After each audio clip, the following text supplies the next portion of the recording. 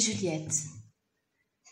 Une histoire de Mario Ramos aux éditions École des loisirs.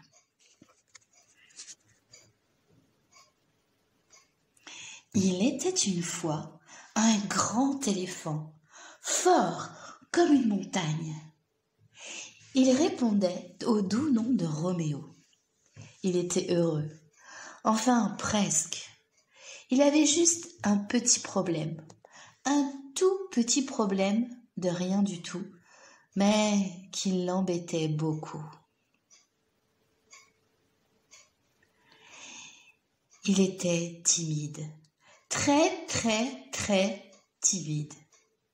Pour un rien, il rougissait. Il s'empourprait de la tête aux pieds.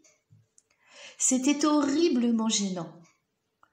Les autres l'appelaient Tomate, et ça le faisait encore plus rougir.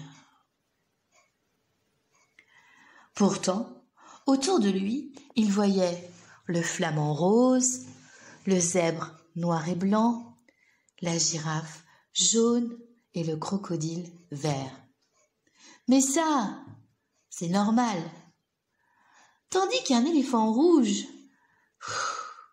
c'est ridicule. Un éléphant, c'est toujours gris. Lorsqu'il allait se désaltérer au grand fleuve, même les poissons se moquaient de lui. Il avait pris l'habitude de sortir quand la pénombre peint en noir toutes les couleurs et habille les formes de mystère. Au cours d'une promenade, une petite voix lui caressa doucement les oreilles. « Oh, tête en l'air, fais attention où tu poses les pieds. Tu n'es pas tout seul. Moi aussi, j'aime bien le calme de la nuit. » Les nuages s'éloignèrent et la lune éclaira la scène. « Bonjour, je m'appelle Juliette, et toi ?»« Moi, c'est Roméo, mais tout le monde m'appelle Tomate, parce que je rougis sans arrêt. » »« Roméo, c'est un très beau nom, et le rouge est ma couleur préférée. Tu es charmant comme ça. » Roméo était ravi. On ne lui avait jamais parlé comme ça. Il se sentait léger, comme une plume. La vie était belle. « Emmène-moi voir l'océan, » dit Juliette. « Avec tes grandes jambes, ça ne doit pas être très loin. » Il y eut d'abord le roulement continu des vagues qui se couchent sur la plage. Puis, d'un bout à l'autre du paysage se déroula un immense tapis bleu. Ils restèrent longtemps fascinés par la ligne droite de l'horizon. « Tu vois, le ciel aussi est parfois tout rouge, » dit Juliette. « Je suis bien avec toi, » soupira Roméo. « Moi aussi, » lui confia Juliette.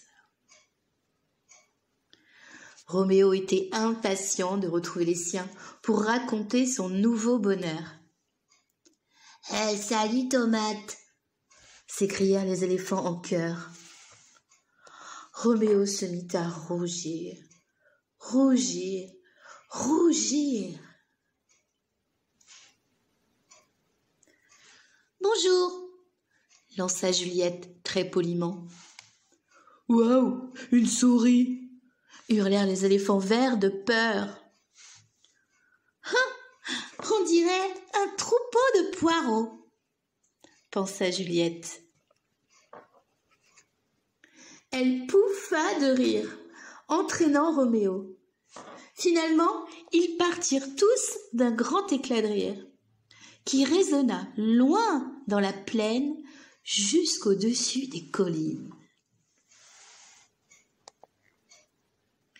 C'est ainsi que Roméo retrouva le plaisir de se balader en plein soleil. Il rougissait encore parfois, bien sûr, mais désormais, il savait que c'était charmant. Juliette et Roméo firent encore de nombreuses balades au clair de lune.